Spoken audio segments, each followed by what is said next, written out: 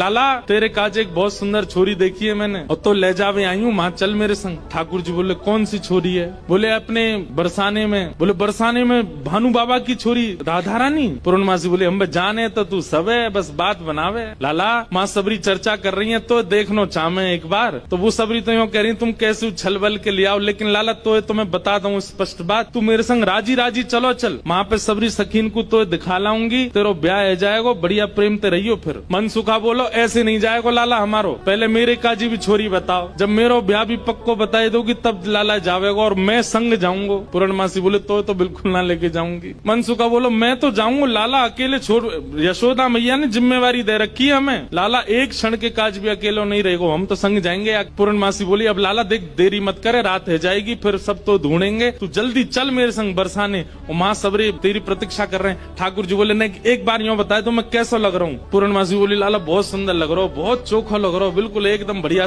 अभी गैया चरा रहे हैं, गोबर लगाए जगह जगह पे, लेकिन फिर भी पूर्णमासी कह रही बहुत बढ़िया लग रहा हो लाला, ऐसी चलो चल। मनसुखा बोलो हम बता दे हम कैसे लग रहे हैं? तू तो ऐसा लग रहा हो कोई बंदर नहा के आयो हो, बाकी सबरे बाल चिपक जाए। मनसुखा बोलो तुम मुझे ज्यादा ना बोल रही, यो ना पता हो कि लाला अगर मैं इशारो कर दूंगा तो जावेगो नहीं बरसाने की ओर। पूर्णमासी बोली तू कर दे इशारो एक बार याकू।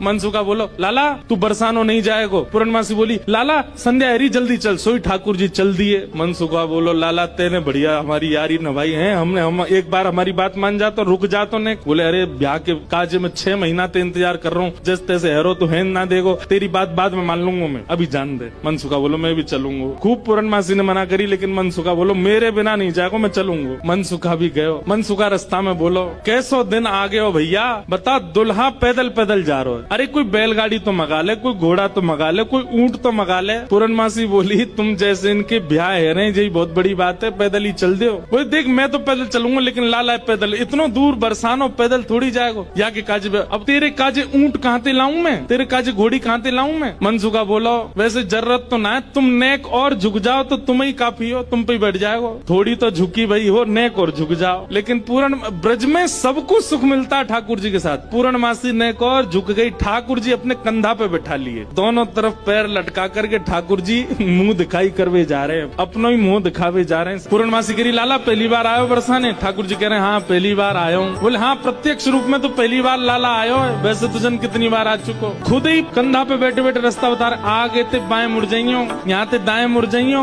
यहाँ ते सीधे चलियो वही है। अच्छा पहली बार आयो तू? ठाकुर जी बोले ना आ चुका हूँ, लेकिन स्वप्न में आयो, स्वप्न में देखो मैंने बरसानो। लेकिन जैसे ही ठाकुर जी पहुँचे बरसाने, हर घर में मानो जैसे आनंद की अपने आप लहर छाने लगी, चंदन की सुगंधी आने लगी, शीतल वायु सबके अंग को स्पर्श करके आह्लाद प्रकट करने लगी। जिस रूप माधुरी का दर्शन आज तक नंदगांव गोकुल की गोपियां करती थी, आज उस रूप माधुरी का दर्शन बरसाने की गोपियां कर रही हैं। हर घर में गोपियां अपनी अटारियों पर खिड़कियों पर आकर के खड़ी हो गई हैं, श्याम सुंदर की मनोहर झांकी को देख रही हैं। पूर्णमासी जैसे ठाकुर जी को लेकर के कीर्ति भवन में पहुंची है, आहा सामने से कीर्ति मैया ने पहली बार लाला को देखो है, क्या रूप झांकी, क्या ठाकुर जी के सुंदर नेत्र, क्या ठाकुर जी की छवि।